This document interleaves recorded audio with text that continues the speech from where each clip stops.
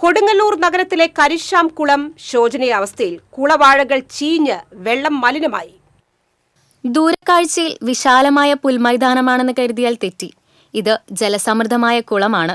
മുൻപ് പരിസരവാസികൾ യഥേഷ്ടം ഉപയോഗിച്ചിരുന്ന ലക്ഷക്കണക്കിന് രൂപ ചെലവഴിച്ച് നഗരസഭ നവീകരിച്ച കുളത്തിന്റെ അവസ്ഥ അത്യന്തം ശോചനീയമാണ്. സൂചികുത്താനിടമില്ലാത്ത വിധം കുളവാഴ നിറഞ്ഞിരിക്കുകയാണ്. കുറച്ചുകാലമായി കുളത്തിന്റെ അവസ്ഥ ഇതാണ്.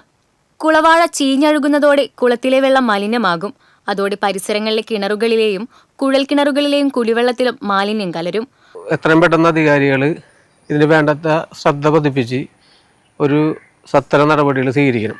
കാരണം ഈ പ്രദേശവാസികൾക്ക് കുളിക്കാനും അതോടൊപ്പം തന്നെ പ്രാദേശികമായിട്ടുള്ള ഇതിൽ തന്നെ ഒരു ബോർവെല്ല് കുത്തിയിട്ടുണ്ടെങ്കിൽ വളരെ ശുദ്ധജലം ഈ നഗരസഭയിൽ എല്ലായിടത്തും കിട്ടും. തൊട്ടപ്പുറത്ത് തന്നെ ഒരു കരിശാം ദളവാക്കളും ഉണ്ട്. അതും ഇതുപോലെ തന്നെ നവീകരിച്ച് ശുദ്ധീകരിച്ച് ഒരു ശുദ്ധജല തടാകം പോലെ ആക്കണമെന്നാണ് എൻ്റെ അഭിപ്രായം. കുളം ശുചീകരിക്കുന്നതിനോടൊപ്പം വലിയ കുഴൽക്കിണർ താഴ്ത്തി പ്രാദേശിക ജലവിതരണ പദ്ധതി ആരംഭിച്ചാൽ അതേറെ ഗുണകരമായിരിക്കും.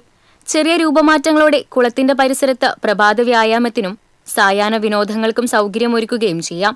നഗരസഭയോ സ്ഥലം MLA യോ ഇക്കാര്യത്തിൽ മുൻകൈയെടുക്കണമെന്നാണ് പ്രദേശവാസികളുടെ ആവശ്യം.